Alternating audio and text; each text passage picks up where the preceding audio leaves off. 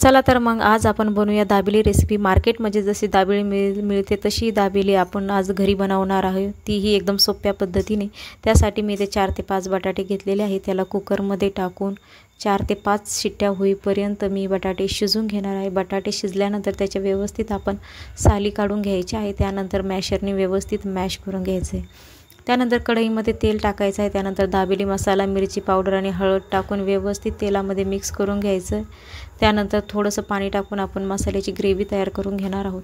या ग्रेव्हीमध्ये आपण जे मॅश केलेले जे बटाटे आहोत ते याच्यामध्ये टाकून घेऊया आणि व्यवस्थित मिक्स करून घ्यायचं आहे। त्यानंतर गरजेनुसार पाणी टाकून मीठ टाकायचं आहे। त्यानंतर दाबेलीचे सारण आता हे आपलं तयार झालेलं आहे। त्यानंतर प्लेटमध्ये काढून याला आपण थंड करून घेऊया।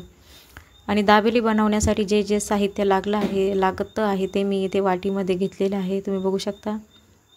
त्यानंतर साहित्य व्यवस्थित थंड झाले आहे। त्यानंतर आपण ओलं खोबरं किसलेलं त्याच्यावर टाकायचं, कांदा कट केलेला टाकून घेऊया। त्यानंतर मसाला, शेंगदाणे, डाळिंबाचे दाणे, त्यानंतर कोथिंबीर आणि त्यानंतर भरपूर अशी बारीक शेव आपण याच्यावर टाकून घ्यायचं आहे। आता व्यवस्थित सारण दाबेलीसाठी तयार झालेलं आहे।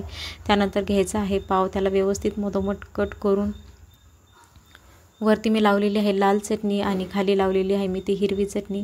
त्यानंतर आपण जो दाबेलीचं सारण तयार केलेलं तेही याच्यामध्ये टाकूया। त्यानंतर अजून आपण यामध्ये ॲड करूया डाळिंबाचे दाणे, शेंगदाणे, त्यानंतर कांदा आणि थोडीशी शेव टाकून आपण व्यवस्थित त्याला दाबून घ्यायचं आहे।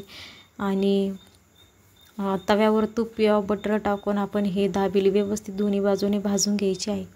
आता आपली दाबेली व्यवस्थित दोन्ही बाजूने भाजून गेलेली आहे, आपण त्याला बाहेर काढून घेऊया।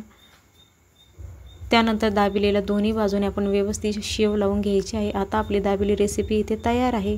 धन्यवाद।